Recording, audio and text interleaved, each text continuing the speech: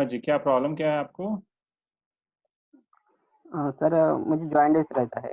जब मैं 11 साल का था, तब से हम्म। मुझे जॉइंटिस है। हम्म। सबसे पहले 11 साल का था तब पता चला था। हम्म। उसके बाद 10 साल तक कोई भी सिम्पटम्स नहीं आए उसके, हम्म। तब ठीक हो गया था।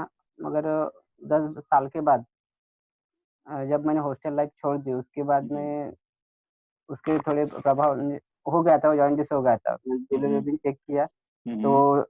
2 पॉइंट से ऊपर था। हम्म। उसके बाद हर साल आते गया, हम्म। ट्रीटमेंट लेते गया, कुछ आयुर्वेदिक ट्रीटमेंट, एलोपैथी, होम्योपैथी सभी प्रकार की ट्रीटमेंट ली। हम्म। अब 2 साल हो गए तब से सुजोग की ट्रीटमेंट कर रहा हूँ, हम्म। मगर फिर भी वोमिटिंग की वो फीलिंग रहती है। हम्म। और माउथ में अल्सर अभी 15 दिन से चालू हो गए। हम्म। एक जगह पर आते वो ठीक हो गए, अब दूसरी जगह पर आ गए। एनर्जी नहीं रहती है और माइंड भी कंसंट्रेशन नहीं रहता है हम्म। और मेमोरी वीक है। और मैंने अपना सिकल सेल और थैलेसीमिया में एक रिपोर्ट चेक किया था, उसमें दोनों भी करियर है। हम्म। बस इतने।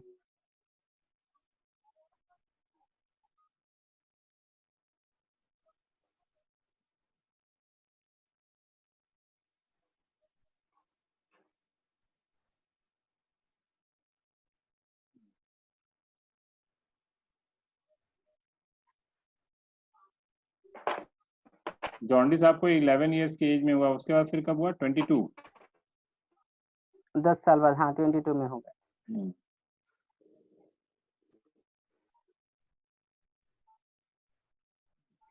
माउथ अल्सर कब से है? अब 15 दिन हो गए। 15 दिन? उसके पहले नहीं था? उसके पहले आते थे, मगर 1 साल पहले आए थे, 2 साल पहले आए थे शायद। चलो, फ्रॉम 2 ईयर्स। नहीं, उससे आते आते पहले भी रहते, आते थे फिर। आते आते रहते हैं। आते रहते। हाँ, हर साल आते रहते। कब से है ये? फिर भी हर साल आता है, कब से है? हुँ, उसे भी 5-6 साल हो गए होंगे। हम्म।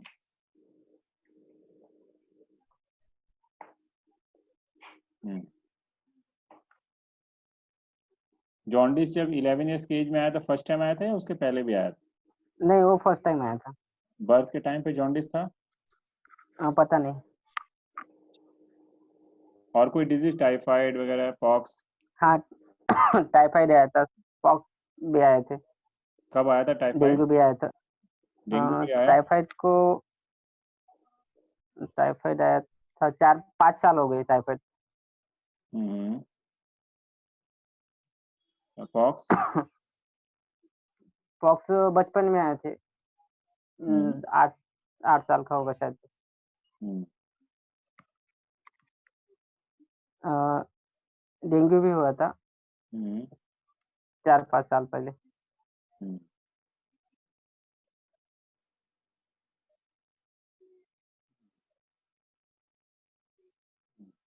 ये माउथ अल्सर आपको टाइफाइड के बाद से हो रहा है, ऐसा कुछ आपने नोटिस किया? हाँ, वैसा भी हो सकता है। इतना हम्म। नोटिस तो नहीं किया।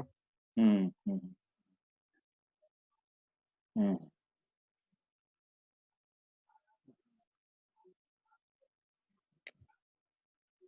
और अभी भी बिलोरुबिन आपका अराउंड 2 रहता है? हाँ, अभी भी है, 2 के पास रहते हैं। हाँ, और मैंने आपका जो रिपोर्ट देखा उसमें अनकंजुगेटेड ज़्यादा है।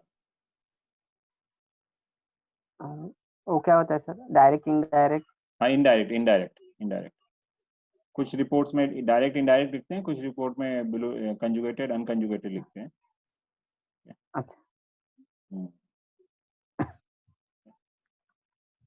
तो कल के वीडियो में आप लोगों को समझ में आया होगा कि आपका वो जो है वो प्री हेपेटिक जॉन्डिस कहेंगे या हेमोलाइटिक जॉन्डिस कहेंगे आपका, ठीक है। एंड आपके आईज वगैरह येलो रहते हैं क्या? हाँ, येलो रहते हैं। येलो रहते हैं ना? सो अभी आपका एज 28 ईयर्स है ना? हाँ, 28। सो लास्ट 6 ईयर्स से आपका बिलिरुबिन इतना ही रह रहा है? हाँ, 6 ईयर। और ये 5-6 ईयर्स मतलब सेकेंड जॉन्डिस के बाद से आपको टाइफाइड, डेंगू ये सब हुआ है? हाँ, वो भी। जी, जब डेंगू था तभी चेक किया था बिलोरुबिन, तभी उसमें जॉन्डिस पता चला था। अच्छा, अच्छा। मतलब डेंगू जब हुआ तब आपको पता चला कि आपको फिर से जॉन्डिस है। हाँ, हुँ। अच्छा। हुँ।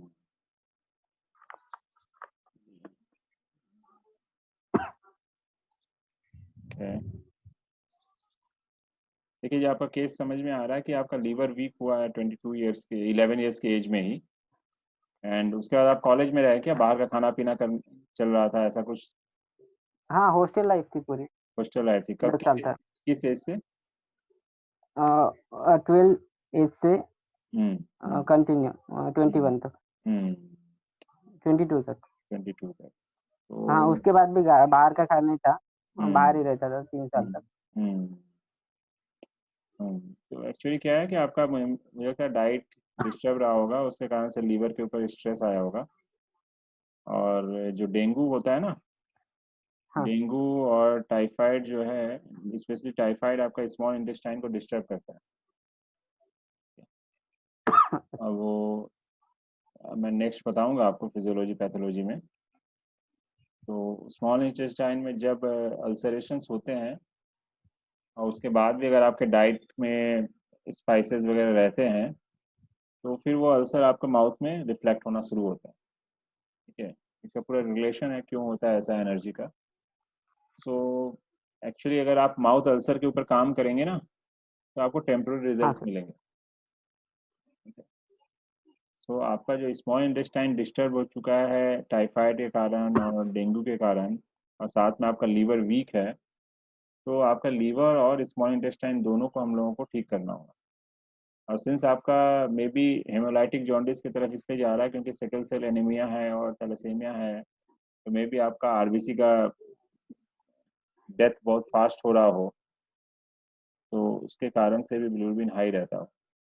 और जिसमें कि लीवर वीक है, तो लीवर उसको प्रोसेस नहीं कर पा रहा है। हाँ, जॉन्डिस उसी को की वजह लेकिन से वीकनेस हाँ, भी है क्या? हाँ, वीकनेस भी उसकी वजह से रह रही है। तो मेन आपका कॉज जो है वो लीवर वीकनेस है, और साथ में फिर लाइफस्टाइल प्रॉब्लम रहने की वजह से आपको फिर से जो टाइफाइड हुआ, डेंगू हुआ, तो आपका स्मॉल इंटेस्टाइन को डिस्टर्ब हुआ वहाँ की एनर्जी। तो अब आपको ये माउथ अल्सर्स एंड ये सब आ रहा है, वीक मेमोरी ये सब हो रहा है। तो हम लोगों को एक्चुअली आपको लीवर और स्मॉल इंटेस्टाइन की एनर्जी को हार्मोनाइज करना है। सो हमें कॉन्स्टिट्यूशन भी निकालना होगा आपका। Okay sir. हाँ, तो गुस्सा कैसा आता है आपको? उम, अगर बार-बार एक ही जैसे अगर एक छोटा लड़का है मेरे भाई का हुँ, और स्टडी करते समय वो डिस्टर्ब करता है, मुद्रा करता हूँ तो डिस्टर्ब करता है। हुँ, 2-3 बार अच्छा लगता है हुँ। फिर गुस्सा आ जाता है। गुस्सा आता है तो आप उसको कुछ बोलते हैं? हाँ, गुस्सा आ जाता है तो बोलता हूँ ना उसे। डाँट देते हो आप उसको? आता है डाँट भी देता हूँ, थोड़ा मार भी देता हूँ। अच्छा, अच्छा, अच्छा। फिर वो भूल जाते हैं या याद रहता है? उसका भूल जाता हूँ, अगर कोई बड़ा व्यक्ति है, उसका हाँ, कुछ गालियाँ वगैरह दी, तो वो याद में रहती है। वो याद भी रहता है। हुँ। हँसने से ज़ोर से हँसते हैं, धीरे हँसते हैं? ज़ोर से हुँ। हीमोग्लोबिन चेक किया आपने? आपका हीमोग्लोबिन कितना है? हीमोग्लोबिन 12 के प्लस 11 से ऊपर ही रहता है। 11 से ऊपर रहता है, 12 से ऊपर रहता है नहीं? 12 से भी ऊपर रहता था। लास्ट टाइम जो मैंने रिपोर्ट सेंड किया था आपको उसमें हुँ, 12 था। अच्छा 12 था। हुँ, हाँ, हाँ। फ़ीवर आपको जो डेंगू हुआ था उसके बाद फिर से फ़ीवर हुआ? हाँ, अभी 7 महीने पहले हुआ था। 7 महीने पहले हुआ। एसी में कैसा लगता है आपको? अच्छा लगता है। Chilled AC? चिल्ली से भी ठीक है, अच्छा है। कितना डिग्री चिल्ड तक? 16, 18? हाँ, 18 तक। अच्छा। नहाने में ठंडा पानी यूज़ करते हैं या गर्म पानी? पहले हॉस्टल लाइफ में ठंडा पानी यूज़ करता था। हुँ। अ, मगर अभी गर्म पानी यूज़ करता हूँ, मगर ज़्यादा गर्म नहीं चाहिए। नहीं ठीक है, मतलब हल्का ल्यूकवार्म वाटर। हाँ, हाँ, लुकवार्म वाटर चाहिए, उससे ज़्यादा गर्म हो गया तो नहीं तो अच्छा नहीं लगता। 12 महीने ही हल्का गर्म पानी चाहिए?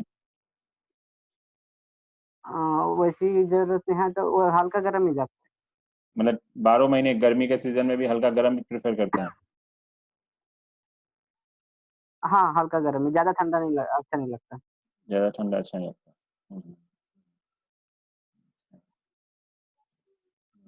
यूरिन होल्डिंग कैपेसिटी कैसा है? अच्छी है, रात में एक बार जाना पड़ता है फिर 2 बजे, 3 बजे। नाइट यूरिनेशन एक बार जाना पड़ता है। हाँ, एक बार जाना पड़ता हम्म। नहीं, अगर कहीं बाहर ट्रैवल कर रहे हैं, होल्ड करना हो, ज़्यादा देर तक होल्ड कर पाते हैं या फिर? है। हाँ, हाँ, 1 घंटे से ऊपर होल्ड कर। पीछे से आवाज आने से अचानक से ऐसा डर जाते हैं, ऐसा होता है? हाँ, हाँ, हाँ, डर लगता है। डर लगता है। कोई इमोशनल सीरियल या मूवी देखने से आंखों में आंसू आ जाते हैं? हाँ, आते हैं। वो रोक लेते हैं या बह जाते हैं? वो पूछ लेता हूँ। कोशिश करते हैं नहीं दिखाएं। हाँ, नहीं दिखा। हम्म। भूख कैसी है आपकी?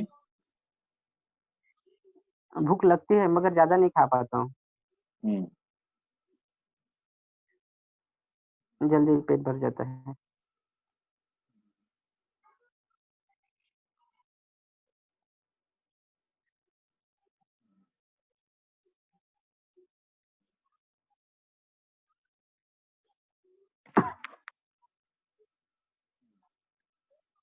लाइफ में कोई भी डिसीजन बहुत सोच समझ के लेते हैं आप? हाँ, बहुत सोचता हूँ, उसके बाद ले लेता हूँ। हम्म। इंट्रोवर्ट हैं एक्सट्रोवर्ट? इंट्रोवर्ट।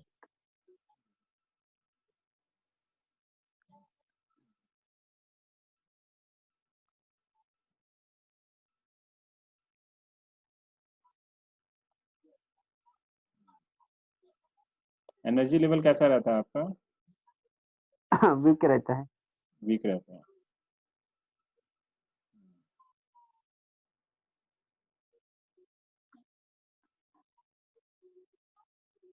जल्दी थक जाता हूँ अगर कोई काम करना हो तो। हम्म। करने की इच्छा होती है, कर भी लेता हूँ, मगर हम्म। थोड़ा समय हो गया कि फिर थक जाता हूँ। हम्म। तो यूनिट लेवल में आपका कॉन्स्टिट्यूशन जो आ रहा है वो हॉटनेस डेफिशिएंसी कॉन्स्टिट्यूशन आ रहा है।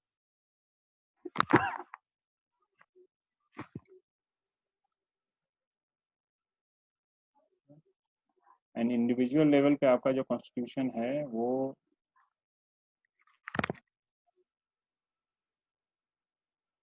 ह्यूमिडिटी।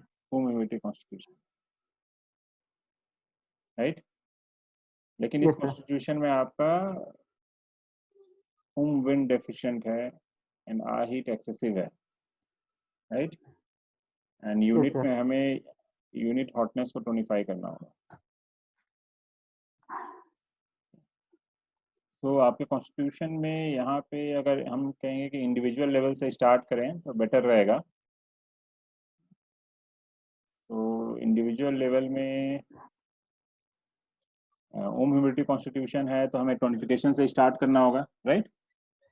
आर साइड में, ओके सर। आर साइड में, आर साइड का हाँ, ट्रीटमेंट टोनिफिकेशन से होगा, ओम साइड का सिडेशन से होगा।